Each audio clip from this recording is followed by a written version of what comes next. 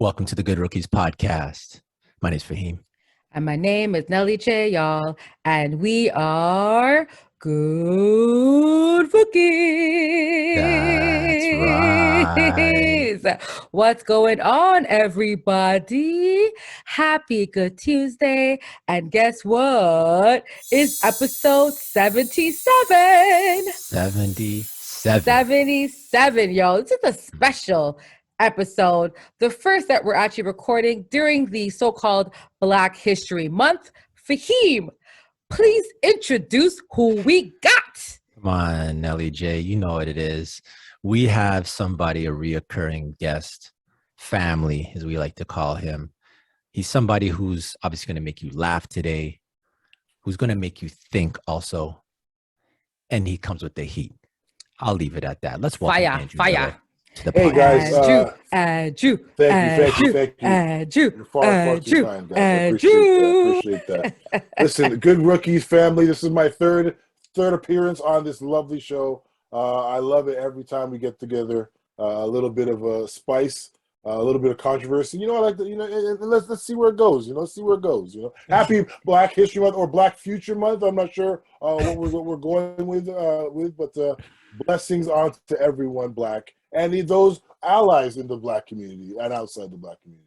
Absolutely. I love that take because for me, I was like Black History Month, Black Celebration Month, Black Excellent Month, Black Movement Month. You know what I'm saying? Like at the end of the day, this should be happening every day. But, it's always good to like highlight or acknowledge folks during the month. But I truly believe that Black History Month or Black history should be celebrated every day, not just in February, the shortest month of the year.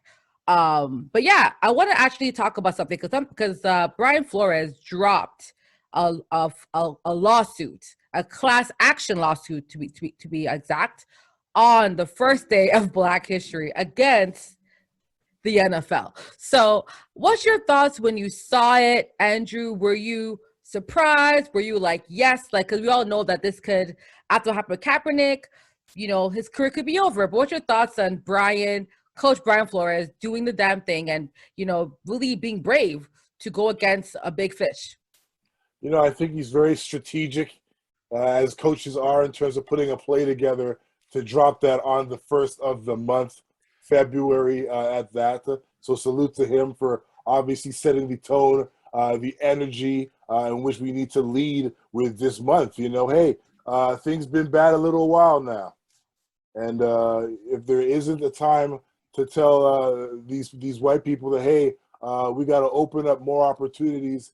And also just let's stop the cap. No disrespect to cap. Let's stop with the cap in terms of, this fake pump faking in terms of what they're trying to do to the fake support. Mm-hmm. We've seen so much of people just capitalizing on the whole Black History Month movement for them already. So NFL, come on, fix up, man. Fix up. Ting, Fahim, what was your thoughts, man, when you saw Brian Flores drop that class action lawsuit against the NFL league? Very proud. It really does speak to what's happening with the NFL and the Rooney Rule. About Black History period, it's funny. When I was younger, I was always very much pro Black history because in theory, it's a beautiful thing, celebrate Blackness. And but as you get older and you kind of have just a greater sense of wokeness and saying, hey, you know what? It does kind of, Andrew, you mentioned this before, the word pandering. And I've never heard that word used until you dropped on our last episode that you're on, when you're saying about the NBA was pandering to the blacks, pandering to the blacks during NBA All-Star Weekend with the HBCUs. And that's what kind of feels like. I do see, especially with big organizations, it's like a great opportunity for them to, include, I quote, air quotes, Black history. But there's not that same energy for the other 11 months. And then it just turns into, it feels like an opportunist marketing ploy of how they can exploit the system. So I kind of have a different stance as I'm kind of just older in a different space. Um, I just urge everybody, make sure that Black History Month is not limited to the days of February, and I'll just leave it there. I love that. I love that. I really think Black History Month, because we are older, we're a bit more wiser. We did our research, but I think it's more for the children. Because I think growing up, I didn't really know Canadian Black history. And there's so much history in Canada of Black Canadians and in America. And I feel like we weren't taught that growing up. I wasn't taught really Black History Month. Actually, I asked someone about Black History Month today, and like, do you guys celebrate that? And the person who I asked, of course, she's not Black, but she's French Canadian, and she was like, "Oh, is that a statutory holiday? I don't know if I." And I was like, "Wow!" Like, so a lot of people still don't know that Black History Month is a thing. Like, I had someone today did not know what I was talking about. What is that a day? Like, I know Christmas. I know what's Black History Month. It's a month to honor Black. Wow, like I had to break it down for her. So luckily I educated her today, because imagine she was walking around this whole month not knowing what the hell Black History Month was. So it just shows in Canada a lot of people are ignorant to Black History Month because it's not really taught in our schools, right? And it's something we have to highlight. So even though we are Black, we understand what's going on, I hope whoever's listening is unaware of it, may not know what it's about, may not know what's going on. If you're in a company that's not really celebrating it or acknowledging it, call them out. Ask your HR department. Right? Because at the end of the day, we have to hold these systems accountable, right? Because they want us to buy their products, but they don't want to acknowledge our history. So you can't have it both ways. So that's why I think it helps us hold corporate Canada accountable. You know what I'm saying? If they're not going to bring that energy in random months like July and October, not really interested in your ploy during the month of February. Yep. Don't change your doorknobs to Black history. Don't have your website changed. Like, because at the end of the day, like, if we're not preaching diversity and inclusion within the company, then you don't, like, if everyone, all chiefs are all white, like, come on, man, we got to make a change out here. So I just hope that this month we're not just celebrating, but we're also action items, right? We're adding to it. Andrew, what's your thoughts on the media? Because the media, in Canada, love to talk about Black History Month, right? So what are ways, so what do you think? Are they going to actually talk about it and be about it, you think, in Canada? Or are they going to be another Happy Black History Month and back to regular programming in March? It's a tough one, guys, because let's be honest, I do enjoy the Black History Month moments that these corporate people are putting out there. Okay. Even if it is, very random, and they're only doing it for February, I'm like, you know what? Let's rock with it. I kind of like these tidbits or these highlights or these business pushes. If it's from Skip to Dishes or Uber Eats, getting people to kind of notice more Black businesses. If it's less seller fees for Black-owned businesses, we're selling items online. I'm down with that type of stuff. And even I'm doing a thing with eBay Canada actually, where they're actually doing a shoe with a Black designer and Black Canadian designer at that. So if it's something that highlights wonderful men and women in our community doing great work, yeah, let's do it. And you know what? After February is over, let's keep doing it then as well. So you're absolutely right. Let's keep the momentum going past February through the whole year, and then just support Black creatives and Black people in the space. Media, these stories, find them anytime, not just February. We're 24 hours a day past February, guys. Hit us up. Absolutely. And I love that take in regards to Black history in the present. So people who are presently making Black history. Love that. Yeah, I've seen. You see all the trauma Black history stuff, where they want to see us, getting hosed down or dogs. You know what I mean? And I get that as well too. Like, but we've I've been doing Black history stuff for forever. It feels like to me, anyways. So I don't want to. I think even when everyone talking about the future Black Future Month, I'm down with that movement as well too, because we got to be finding new ways or new people to celebrate and new ways to kind of push the narrative and push the culture forward, other than just reminiscing on yesteryear. No, but it's true. And you know what I love about this platform, what we're doing is that, we're creating Black history every day. We're pushing Black history every day. And Andrew, you're a part of Black history and you're on this podcast. So, let's just keep the movement moving and these conversations must be had. So, let's go to some hot topics, Fahim. All right. What we got on deck today, brother? So, a somewhat controversial player in the league right now is putting his rep to good use. Draymond Green has signed a multi-year deal with Turner Sports. Thoughts on this?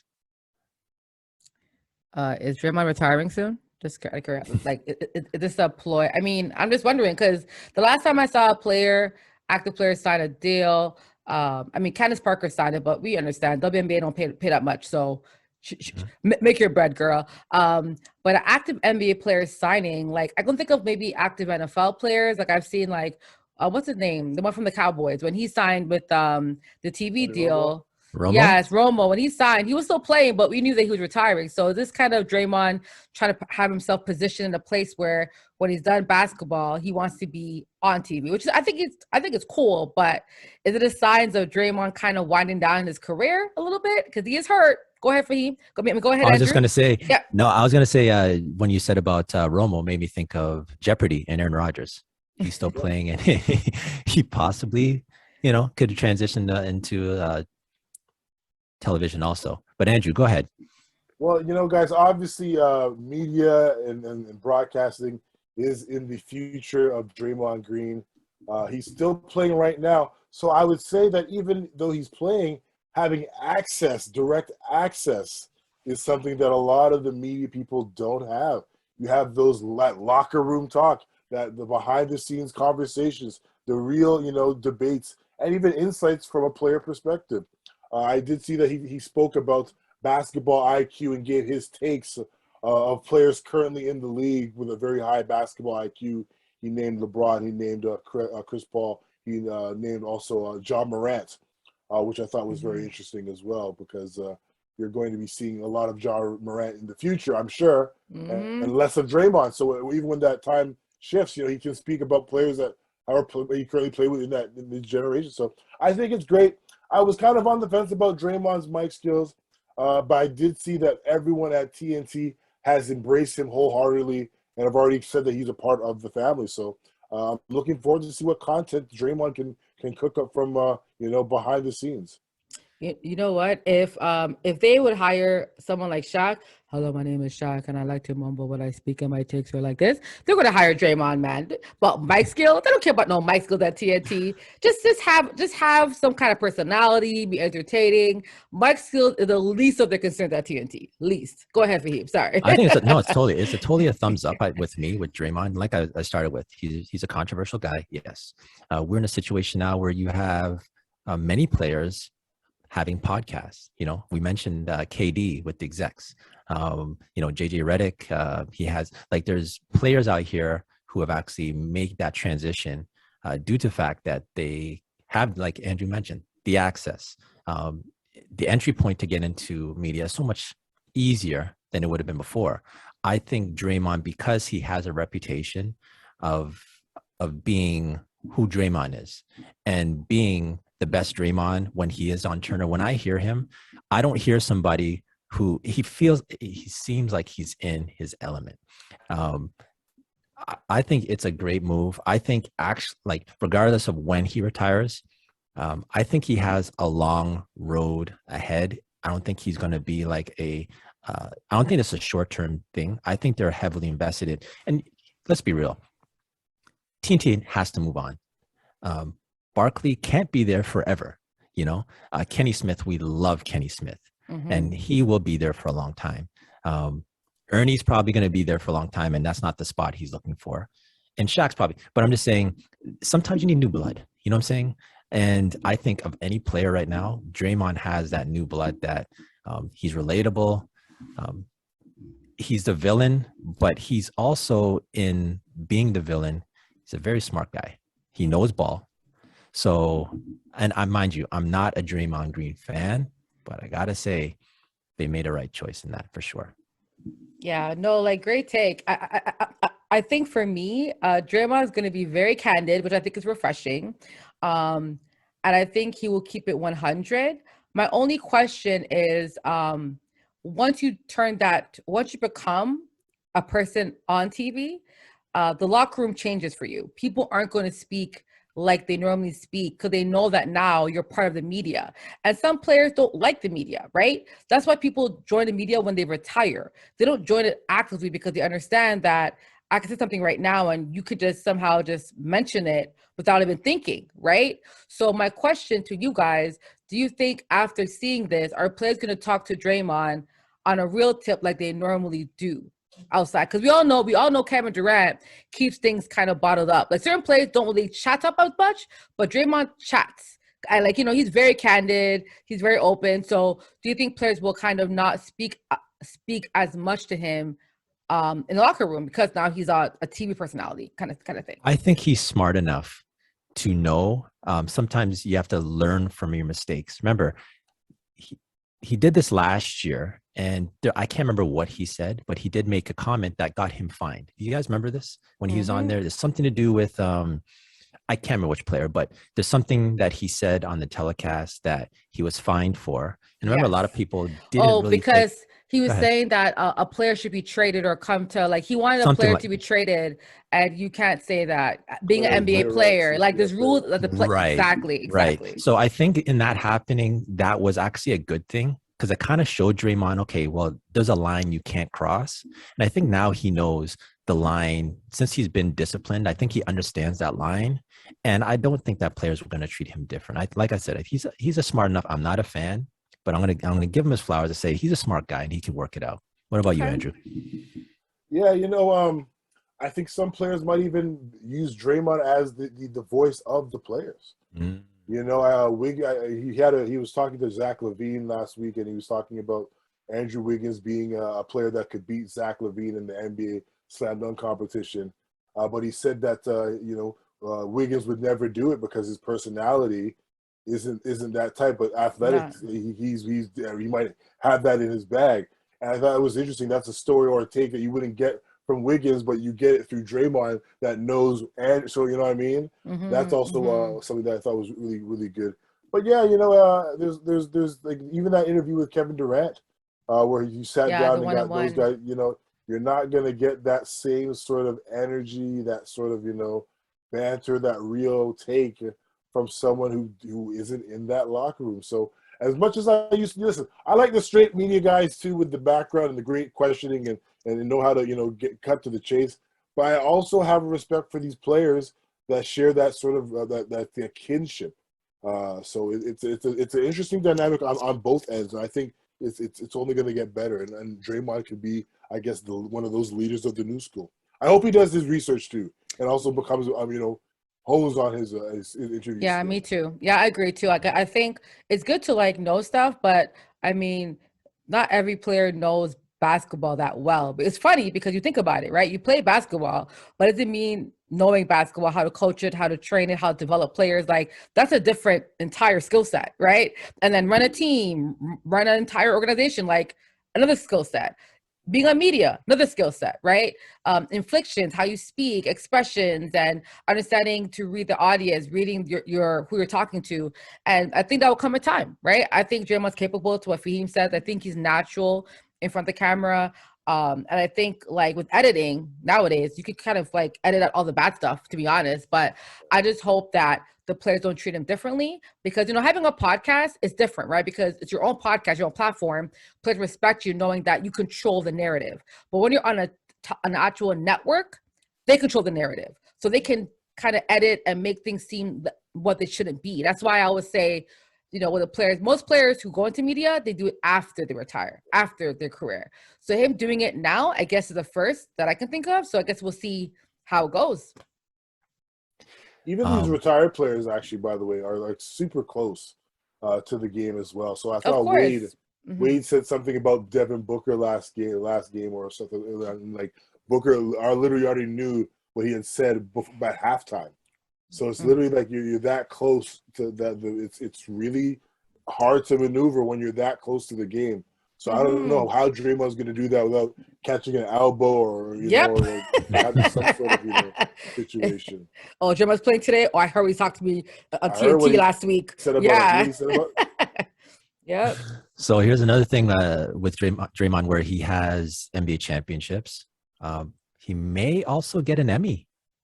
I mean, if he's working for Turner Sports and they do TNT, and TNT is they got that sports category in the Emmy locked down. No one does it like them. So agreed. might get some more hardware in a way outside of the court that he normally does. So. And to add to your point, I think with TNT, I think Shaq and Charles, this is fun for them, right? And I think for them, it's like they want to do the best games, because they'll have like Dwayne Wade come in for like the random games, but the best top games, that's going to be Shaq and Charles. But, if Shaq wants to take a day off or Charles wants to do an investment or go on vacation, having Draymond slip in, and he was doing that too, like, last year when Warriors weren't playing that well or off the series, like he was doing that. So I think it gives Shaq and Charles Barkley and everyone else a freedom to have a life outside of basketball during the season. So, I mean, it doesn't hurt. It doesn't hurt. Yeah. No doubt. So, Nelly J, let's go to For the Culture. For the culture, we like to highlight individuals for the culture. And today, we get to highlight Mr. Sneaker Enthusiast, sports, fashion, you name it, okay? He's also into tech, music, snacks, 78 Elko on 24s, activism, one more wear. He was on Big Brother Canada, BB Can 6, and he was also highlighted as one of the top influential Black individuals in the city. Let's give it up to Mr. Andrew Miller. That's right, Andrew. Hey. Andrew, first of all, y'all, Andrew didn't know we're doing this, okay? It was a whole audible. So he was right now, he's just smiling. Listen, I appreciate it, I appreciate the love, guys, But it's real. It's real. It's all in the family, guys. You know what it is. Like, I always say I'm a community creator, but I really am for the community and for those that tap in, and I try to, be everywhere. But like, we all got to, support each other. And that's one thing that, my message is for this Black History Month and beyond. We got to try to support everyone as much as we can, man. Well, Andrew, we get to highlight you on this Black History Month as one of the top creators in Canada. I see you fashion, I see you modeling. You're always on a movie set, a TV set, pond playing everywhere. And you're always so joyous. Like, you're someone that I can talk to late, early, any day. And you're just always consistently this type of light that we have in Toronto. So what made you become such a positive influence, but also wanting to dedicate your life to the community? Was it something that happened as a kid, or because I know you were an author at one time? So how did you move into this more activism role and of course TV and all that stuff? It's I've been kind of just blessed with these opportunities, guys. And life's crazy where it's like if you're open to change will find you. You know what I mean? So I've been pretty open to a lot of the opportunities and blessings that are coming, and I just try to keep it on the positive and the upside. I don't know why that is, but like, my pops is a giving individual. My mom is such a giving and prayer warrior. So salute to mom for that. So I think it's just like the energy and the people I keep around me. I try to keep it on the positive. So iron sharpens iron. I don't know if you guys heard that expression, but you got to keep a couple of sharp people around you to keep you sharp. And also to hold you accountable. So I got some people that really hold me accountable. So I appreciate people that notice that we trying to give back, man. And my content game is at all-time high. I don't want to brag or boast, guys, but I am definitely in a really amazing creative space. I don't know what's going on. It's just my time, my season. So I'm just trying to stay hot in these streets and grow my hair. It's simple, guys. Just to find some positivity and things and try to do it every day. So, well, before we go and talk about one more Wear Foundation, I want to actually talk about what you've been up to. So please, because you've been doing a lot. So I know you went and met up with the Big Brother Canada cast of the Black folks that was on the show. What was that like? And you were on a few shows and music videos. So tell the folks out there what you've been up to, Andrew. No, I was recently in Arizona for the first ever Black Big Brother weekend. Happened on Martin Luther King weekend. So it was just amazing to be amongst the Black reality TV people, especially Big Brother people. It's a different type of kinship, a lot of fun stories. Of course, we had a Black winner in Big Brother Canada last season, Tyshawn, and we had Xavier winning Big Brother in the States as well. So we had 2 Black winners. And then currently it's Big Brother season. Celebrity Big Brother started actually this week. So, and then Big Brother Cat after that. So just, a lot of Big Brother reality TV stuff as well. But yeah, no, I've been, trying to do more on-camera stuff. And I'll tell you this. People didn't think I could be a model or I could act or do these things. Yes, some people never hit me back when I asked, or people would not support me when I was like, hey, but you know what? God looked out. Opportunities are still up and coming. Got some great stuff coming for Black History Month and beyond. And beyond. And beyond. Beyond. Just keep saying that. But no, I don't know what to tell you guys. Like, it's just hustle, man. That's the one thing I always tell people. Like, if you really want it, you can go get it. And I seen guys go get it. Like, I had a conversation with Javon Shepard, and now seeing him at these Raptors games all the time. I had a conversation with my boy LeBron Osman, and now he's a head digital writer with the Toronto Star. So I see my young brothers, Canadian brothers, hustling, making moves in the city. So I get inspired too, and I gotta go get it myself. And we cook it up too. So I just can't wait to have my seat at the table. And if the table doesn't come, I'm gonna build my own table and invite my own people to come have a seat with me. So hello.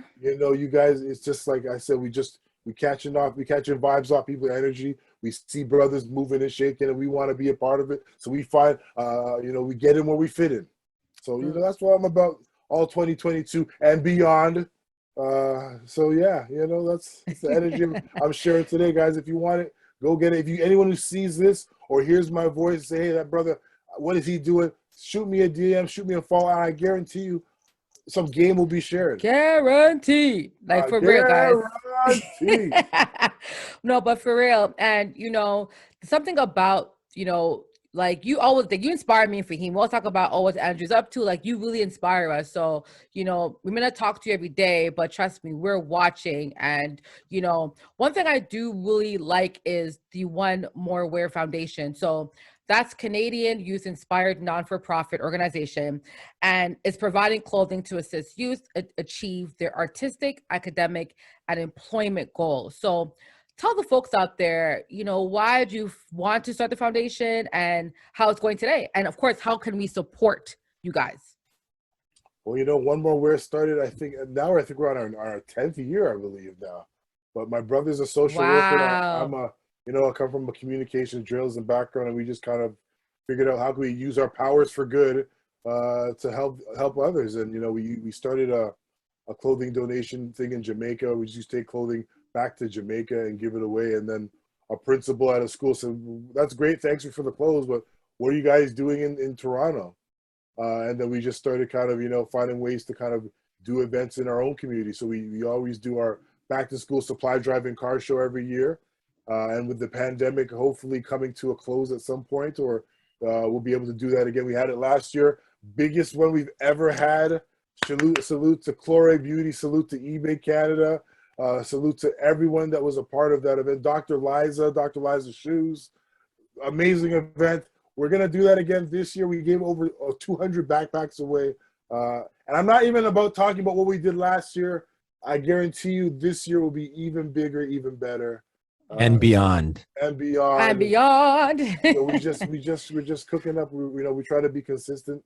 We try to be efficient, and we try to really, be impactful. So the time that we spend in the community might not be very long, but when we're in there, you guarantee you're going to know we were there. So, and anyone who's down to collaborate with any events, happily want to do that. Chloride Beauty, definitely a huge help with everything that One More Wear does. We're going to be doing some events with them as well. They gave out do-rags. We did, a bunch of braid outs for back to school, and Chloride was a part of that. So listen, guys, we do a lot of great things. Try to do more of them. If anyone has any ideas or suggestions or things that they think that we should be involved with, let me know. Shout out to the Forgiveness Project. I'm actually doing some work with them for this Black History Month for the brothers locked up behind bars, sharing a message of positivity and also some Black History Month tidbits as well. So shout out to Tara for reaching out for doing that as well. So yeah, man, we're cooking. And also I'm doing an event with eBay Canada this month as well.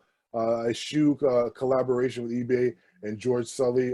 So definitely check that out coming this month as well. But yeah, man, we're cooking up, trying to stay hot, trying to give back, trying to showcase wonderful people within the community doing great things and just collaborating. As somebody who's experienced the One More Wear Foundation, coming through an amazing experience with my daughter. We came, made our donation, and I was really so impressed just by the sense of community. I'm talking genuine community. Came to the event and, there was kids getting their haircuts. There's, girls getting braid ups. There was a basketball court with DJs playing music. It was just such a beautiful thing, especially given the time we were in, dealing with the pandemic. It was just, it's something that I definitely want to make a reoccurring thing with my daughter to bring her every year and beyond. So we definitely got to support Andrew with his foundation because, a lot of people get involved with things and you can't really, I guess, doubt or question one's motive, but when someone's doing it and it's pure and it's genuine. And there's absolutely no doubt in my mind. And that's why I felt we had to highlight you today because what you're doing is coming from the right spot. And we just want to celebrate you and give you your flowers. So yeah, we got to celebrate you, Andrew. And I think you're so humble and you never ask for attention and you're always just working so hard day in, day out. And it was just a great, call. It was like, yeah, we got to celebrate Andrew. Like this man is a leader.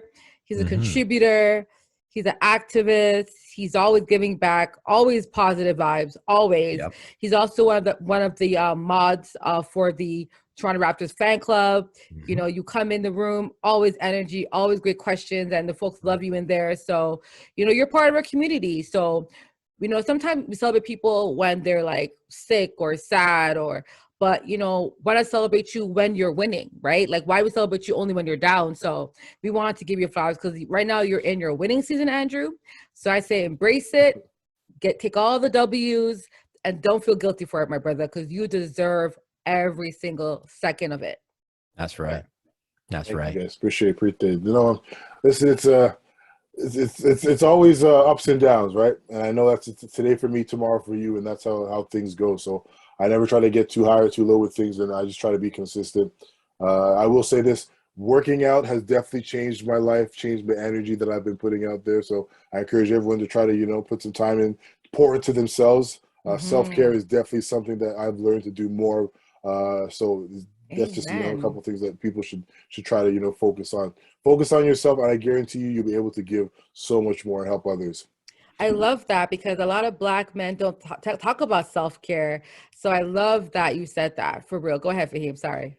No problem. We had Dr. Joel Kerr on the podcast a few months ago, and I asked him, and I'm going to simply piggyback off what Andrew had mentioned. He'd mentioned there's 3 things that we can actually do in everyday life is more rest, more water, and activity. And walking. Thank you. Walking for at least 20 minutes, 30 minutes. 20-minute walks. So once again, it's rest, water, and a 20-minute walk. Those things will definitely make a big difference. So Andrew, if you're saying that you're putting in the work right now and you're seeing the results, are you drinking more water? Not to get it. Yeah, no, for sure. I've been it's been highs and lows sometimes. I've been reckless the past 2 days. I was around some wonderful sugar tables, and so I was but I'm back on the wagon. Looking forward to kind of knocking out some wonderful health and fitness goals for February. So lots of water. Get those reps up in the gym, and just find things that bring you joy. Yes. I can't stress that enough. Like we do so much for so many other people, but like when you truly find things that make you happy, that you're excited about. I know you guys do it. I know you guys love the the talks and the game and the conversations around sports. So it's like when you do things you truly love, it just brings another level of happiness and self-worth. Most It's amazing you said that, because one thing Dr. Joel Kerr did say was be around the right people that make you feel good about yourself. Mm-hmm. And I think sometimes, I'm actually reading a book right now called The Four Agreements. Everyone needs to read this book. It's absolutely incredible. But the first agreement was about being impeccable with your word. And not just with your word to others, but with your word to yourself. Like, how do you actually talk to yourself? Are you kind to yourself? I think we are so nice to other people and we give everyone grace, but we don't give grace to ourselves. Like, we're so critical on our own self. And I think, being impeccable with your word, like manifesting, like saying, I'm going to win this deal, or I'm going to win this opportunity, or I'm going to get this photo shoot, like believing in it, thinking about it, envisioning it. The Bulls did that a lot. I remember I heard Phil Jackson to make these guys envision winning the championship, laying down the court and thinking about winning it, how it would feel like that's how you really get out there. And I think in being impeccable with your word, with your time, and with the folks that you choose and pick to be around you, it's going to really create a better spiritual life for yourself on this planet. So sorry guys, I went into the whole spiel there, but anyway, but it's something that I think we got to really focus on, is really picking the right people that make you feel good about yourself. I think that's really important. So yeah. Nice. Yeah. Ooh. So I can't follow that. We should land there. Okay. All right, y'all. All right, y'all. Well, Andrew, right there. I'm sorry, y'all, but guys, and why I said it is because I'm impeccable with who I pick around me. That's why Fahim, Andrew, these are people that are legit like solidified people. And we're also great individuals to themselves, to their family. So, make sure you pick the right team, y'all. Pick the right team. It's going to matter. It's going to matter. So, Andrew, Thank you, man. You're for the culture. You are one leader in Toronto. Big up yourself, brother. You understand? Okay. All right. So let's wrap this up with That's Absurd. That's absurd. Fahim, bro. What was absurd this week? What was absurd? A former Raptor, Sonny Weems. Okay. He's been subjected to racial abuse while playing in China in 2022. Absurd. Andrew, your thoughts on this? Listen, I saw that horrendous clip on social media, and I didn't know it was Sonny Weems until another site said it was Sonny Weems. I was like, damn, I know Sonny Weems. I like Sonny Weems. Sonny Weems, such a soft, mild-mannered person. Mm-hmm. Why on earth are these people calling this man the N-word? And the way they are spewing the hate, how they're saying the word with confidence. And Sonny Weems, you're a good brother, bro. Because more time, I wouldn't fault him if he went over there and spit on these dirty people, the lowest of the low. Yeah. To use hate to invoke some sort of response. But salute. I've been reading a lot of Nelson Mandela. Salute to those that are can turn the other cheek and really forgive and keep it moving. Because I gotta learn that lesson. I haven't learned that lesson yet. You know what? I'm gonna use this quote: "Try Jesus, not me." And what I mean by that is that it's just a level of patience to not get off the court and fight someone. You know what I mean? Like, and my thing is that what happened after Fahim? Did the team, did those players get banned? Like, is this something that's normal in this league?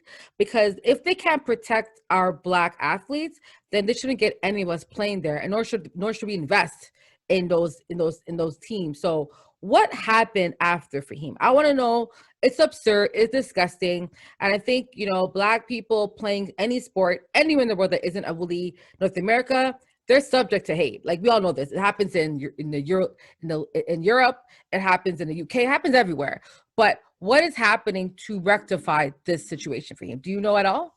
No. So I looked into it. They haven't really expanded on it. What we're speaking about when we said the video clip was him coming off the bus, and I guess fans outside the team bus hurling those words to him. Then there's another clip of him playing in a game, and it looked like other players getting into it. It just, which kind of baffled me, and why I'm going with this is totally absurd, was keep in mind, Stephon Marbury in China he's highly decorated. Like, they love Stephon Marbury for what he achieved when he went to China. So that's why I'm a little confused. I guess, you have to reach a certain heights before they'll give you that respect. Maybe they see him as Stephon is less black because he's doing, or he was such a great player there. But it just, to me, doesn't make sense that they're getting away with this. I agree.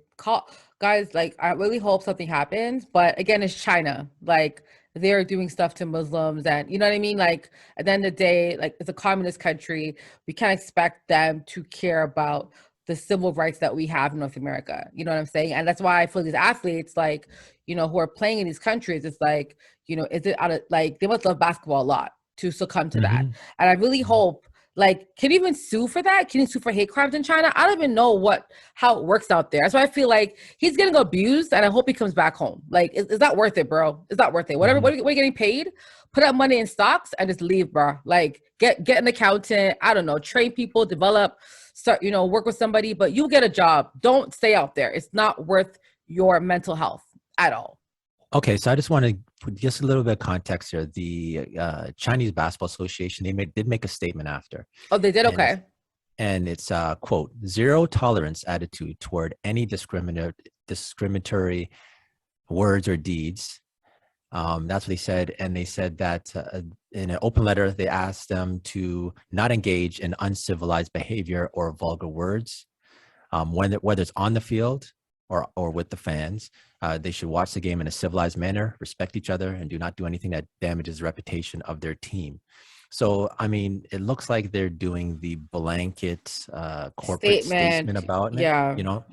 But yeah, Jeremy Lin, though, he did come to Sonny Weems' support. And I'm just going to see what he said. He offered support. Let's see. So this is from Jeremy Lin, his social media. Quote, the abuse Sonny Weems received was very disrespectful. The word carried so much it hurt, unfairness, and hatred that I couldn't put into words. So, I mean, it's great that, because... Yeah. But let's be real, though.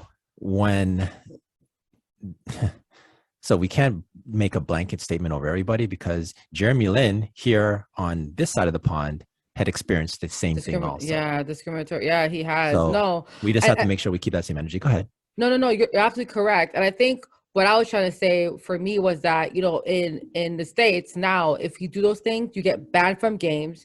You can't come back. You go to, like, there's a high repercussion in the States. I'm saying in China, I don't think there is a hate crime law like that. Maybe there is. If there is, let us know.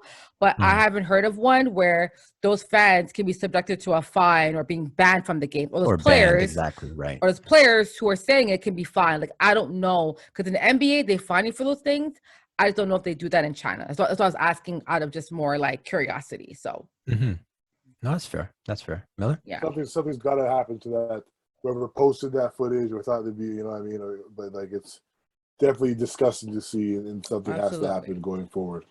And it's Black History Month, so we got, like, I hope whoever's watching it, please share the story, get some traction. But yeah, it's not cool. And I hope a Black millionaire comes and says, bro, don't worry about it. Just come play here. We'll pay you. Because there's more leagues now. There's the CEBL. Come to the NBL, bro. You know what? We'll come over. NBL Canada? Come NBL Canada, bro. It's just CEBL, Canadian Elite Basketball League? Yeah, CEBL. Like, there's other leagues you can go to, brother.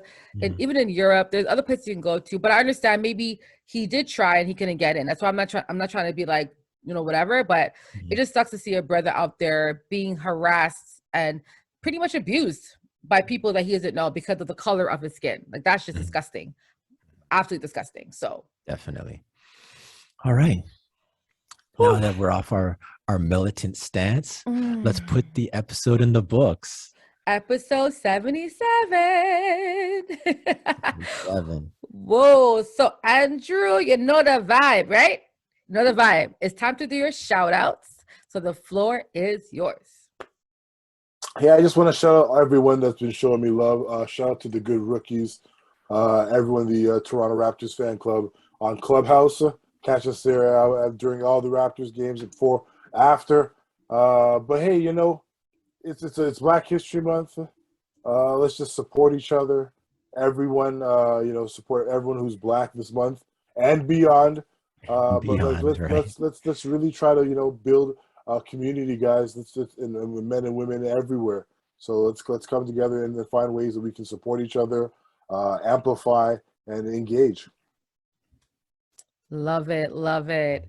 My shout out is quite simple. My shout out is to Mr. Andrew, Mr. Miller. You know what I'm saying? Thank you for always being an advocate for Good Rookies, being a part of the family. But like I said, when we win, you win, right? Vice versa. So we just love seeing all the things you've been doing the last couple of years, and especially during a trying time, right? The pandemic wasn't easy for creators, you know, but you got to adapt, you got to strategize, you got to keep it moving, you got to keep on hustling. So really, really love watching also your workouts. Like, I'm like, yes, get out there. So, you know, you're definitely someone I think people really look up to and admire. So keep on pushing. Okay. P, right? The P, keep pushing. I also want to shout out today Miss Angela Rye, the commentator. Yes, CNN correspondent. I mean, she's gathered people, right? But she also served as an executive director and general counsel to the Congressional Black Caucus for the 112th Congress. She was actually just signed and joined ESPN as a special correspondent. So I like seeing Black Girl Magic. And the fact that she's joining them, ESPN, is great to see. So I want to give her a shout out as well. Also, I spoke to her today, which is kind of cool. Anyways, go ahead, Phoebe. Actually, I'm gonna keep it close to home since you just mentioned, you know, ESPN and correspondent. I'm gonna shout out Donovan Bennett. I did see a commercial the other day where I guess for the month they're looking just to highlight, like we were saying, the theme seems to be of Black and beyond.